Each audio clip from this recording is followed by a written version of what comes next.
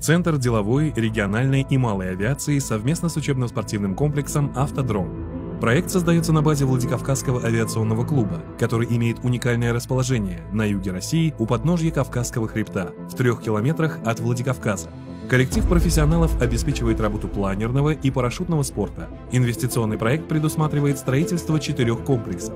Авиационно-спортивный комплекс, состоящий из Центра подготовки пилотов госавиации, Центра экстремального туризма, Центра парашютной подготовки с аэродинамической трубой и парашютным городком, ангаров для авиатехники и музея военной техники, площадки для авиамоделистов, взлетно-посадочной полосы с асфальтобетонным покрытием, гостиничный комплекс с рестораном, бассейном, спортивными площадками и паркингом для автодомов, развлекательный комплекс с площадкой для пейнтбола, страйкбола и езды на квадроциклах, и учебно-спортивный комплекс «Автодром» с длиной полосы 800 метров и площадью в 17 гектар, состоящий из учебной площадки, трасс для дрифта, дрэг-рейсинга, ралли-кросса и картинга с их инфраструктурой.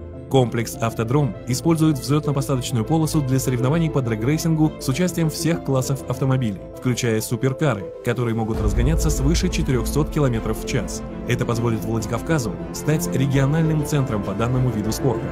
На учебной площадке «Автодрома» планируется проводить курсы обучающих программ по контраварийной подготовке водителей силовых структур, армии, МЧС, скорой помощи и частных лиц, что, несомненно, снизит уровень аварийности на дорогах и сбережет здоровье и жизни наших граждан.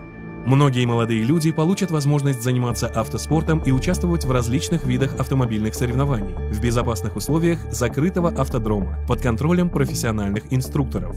Также получат развитие детский картинг и автомодельный спорт. Будет построен детский автогородок.